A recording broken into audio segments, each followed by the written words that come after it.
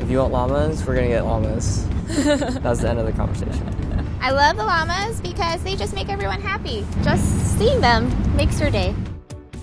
It just adds so much to the atmosphere of weddings because everyone just becomes unified and excited and just sharing in this random weird experience. That's totally Portland. Totally Portland. Come to our wedding, kiss a llama. We got invited to our first wedding back in 2011, and it was kind of an odd request. So we brought our llamas in top hats and bow ties, and someone saw them there and thought it was fantastic that they invited us to their wedding, and then somebody else heard about it and invited us to their wedding. So it kind of came about as a way to help fund our therapy program organically. I go off the farm 3 to 5 times a week inside nursing homes and rehab centers and special needs schools. And I wouldn't be able to do that voluntarily if it weren't for the weddings that help keep us funded. Oh, how are you? Yes. We've done over 2,000 visits now with all of our animals. We have 5 llamas and 5 alpacas at our home. Rojo was the first llama we ever got. He's been a therapy animal for 10 years. Oh, wow. Yeah. We started getting so many requests that we didn't want to overstress our animal. So my mom reached out to some other llama farmers and just started accumulating our little herd. And then as we started doing more and more therapy visits with the llamas, we kept being asked the differences between llamas and alpacas. So I reached out to a friend of ours who is an alpaca breeder and asked him if he had any alpacas that they weren't going to be using for their breeding program.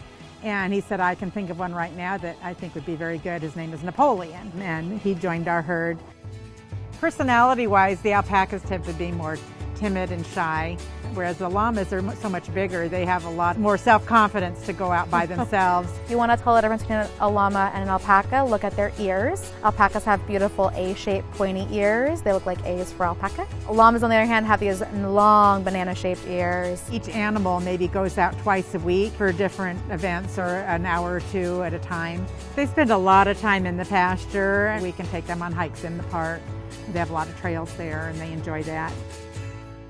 You have to really know what you're looking for if you're going to use them for therapy like what we do. They're so unique that it draws people out of their rooms. A llama's in the building, I gotta come see this.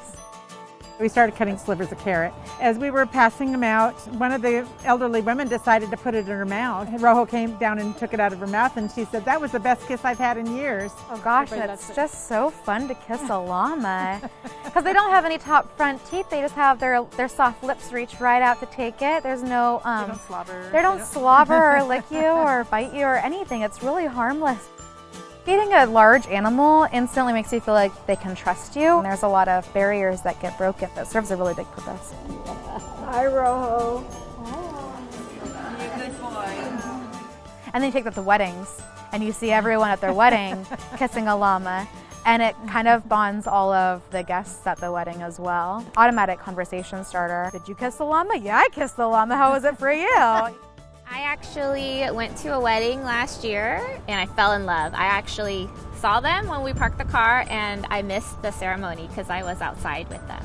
This year we're doing 25 to 30 weddings. We have 1 million volunteers, which is wonderful people who want to come out and spread the llama love. We know that this is such a special and important day, and these are pictures they're going to cherish forever, so we really try to accommodate as best as we can for whatever the couple wants. If they want them in top hats and bow ties because they're classy camelids, then yeah, let's throw on some top hats and bow ties.